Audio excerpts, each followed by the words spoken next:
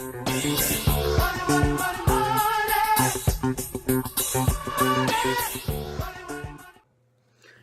I'm Mrs. Schaffer, and I am the school counselor at Leslie Fox Kaiser Elementary, and I'm happy to be reading for you today from Chapter 14.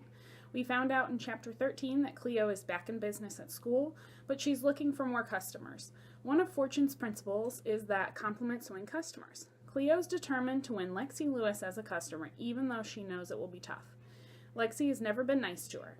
Have you heard the saying, "Sticks and stones can break my bones, but words will never hurt me"? Well, sometimes words do hurt. Lexi and Kaylee have been playing tetherball at recess when Lexi accidentally gets hit in the face with the ball. Let's read to see what happens next. Chapter 14, A Perfect Opportunity. Cleo had to chase Kaylee down at first recess. She found her at the tetherball pole, waiting to play either Tessa or Lexi Lewis, depending on who won. She elbowed Kaylee. "I told you it would be okay." Kaylee didn't return her smile. Lexi pounded the ball around and around. "You're really good at that," Cleo shouted above the sounds of the game. Whap, whiz, clang. "Thanks, Snore. Whap, whiz, clang." Cleo didn't have time to get mad. She was working Fortune Principle number 7, Compliments Win Customers. She hadn't forgotten her goal of winning Lexi Lewis's business, and now she knew for a fact that she did have a loose tooth in that big mouth of hers. The last of the rope coiled around the pole. "Tether!" Lexi looked at Cleo out of the corner of her eye. "You playing?" It sounded like a challenge. Kaylee was here first. Lexi unwound the ball. Kaylee took Tessa's spot. Lexi served the ball above Kaylee's head, and it wrapped around the pole. 1. Around again. 2. Lexi slapped it. 3. If Kaylee didn't get the ball soon, she would be through. Lexi lost her balance, and Kaylee whacked it back. Boom! Around again. Boom! Cleo had never seen her best friend go after a ball like that. Kaylee scowled and pounded the ball. Boom! She was like a heavyweight boxer hitting someone she really didn't like. "Time out," Lexi called.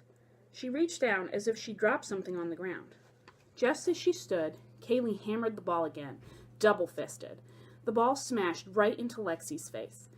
"Ow!" Lexi's hands flew to her face. "Oh no," Kaylee cried. "I'm so sorry." "I have an audition for a TV commercial tomorrow," Lexi screeched from behind her hands. "I didn't mean to," Kaylee rushed over. She reached out, but Lexi shrugged her off. "If you broke my nose, I'll have my dad sue your dad."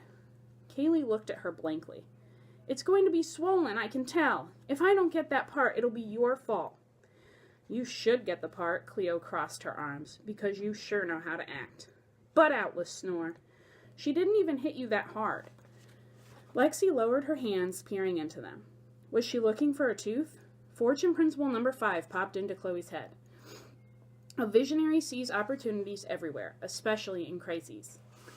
This crisis was a perfect opportunity. "Is your mouth okay?" she asked. "I think it's bleeding," Lexi moaned. Cleo got closer.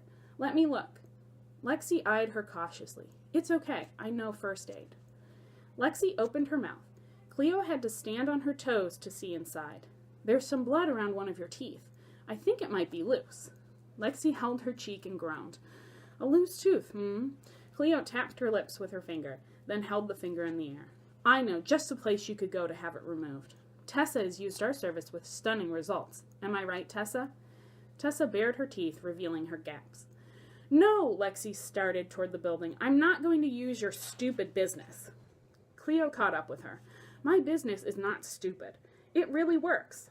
I'm offering a special, today only, 50 cents a tooth." Lexi kept walking. Cleo stayed with her. "Just give it a try." She grabbed Lexi's arm. "Get your hands off me, you freak." "I am not a freak." "Why else would your mom give you away?" She tossed the question over her shoulder lightly, as if she were talking about clothes that had gotten too small. Her words hit Cleo like a sucker punch to the gut. Anger twisted her insides like a tornado. She lashed out with her fists, not even sure who or what she was hitting. The tornado had control of her arms and legs. She would claw and kick and punch until all of the anger and hurt were gone. But the more she hit, the worse she felt. In this section of Chapter 14, Cleo really loses her temper. We learn in guidance that it's never okay to put our hands on someone else, even if they say something unkind to us. Remember that there are consequences in everything that we do, so please think before you act. Keep reading Chapter 14 to find out what happens next for Cleo.